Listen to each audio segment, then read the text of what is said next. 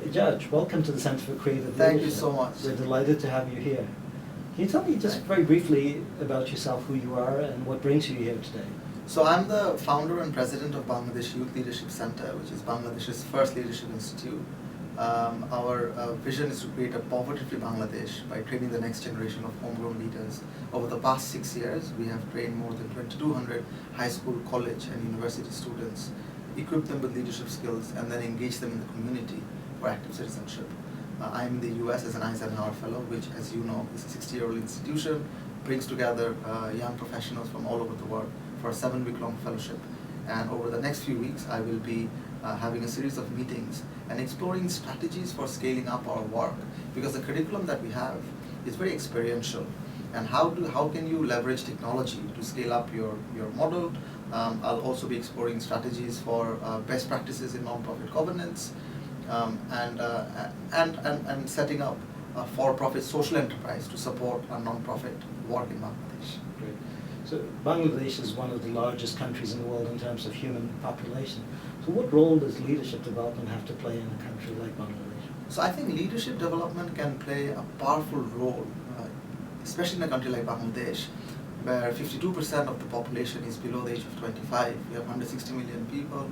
The median age is 23. Now at Bangladesh Youth Leadership Center, one of the core ideas that we try to instill in young people is leadership is work-centric, it's not person-centric.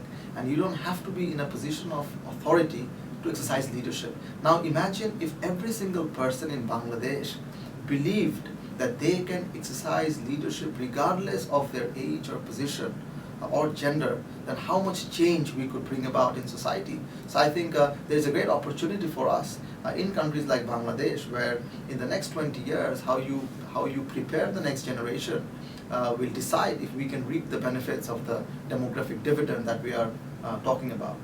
Great. And you've come here to the Center for Creative Leadership and spent a day with us. What are you taking away from the center? I was so inspired. First of all, I think your campus is very inspiring, and it's the perfect place for reflection, because we also believe that leadership is not just about action, it's also about reflection. And I think you have the perfect setting to bring people from diverse walks of life to reflect on their inner purpose of leadership, and then prepare them with the tools necessary to lead change in their organization and societies. So I was very inspired and humbled by my conversations with your colleagues at the center. Great. Ejaj, maybe a final question. So as you go and you look at the future and the complexity of challenges in Bangladesh, in the world as well, what is it that by developing young people, as you talked about, what is the world that you hope we'll be able to create?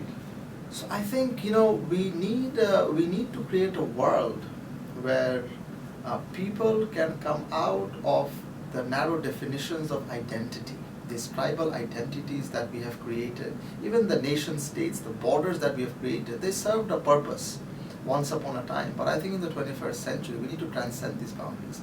And for that, you need certain leadership capacities. One is you need to be curious, you need to be compassionate, and you also need to frame your truth as an assumption.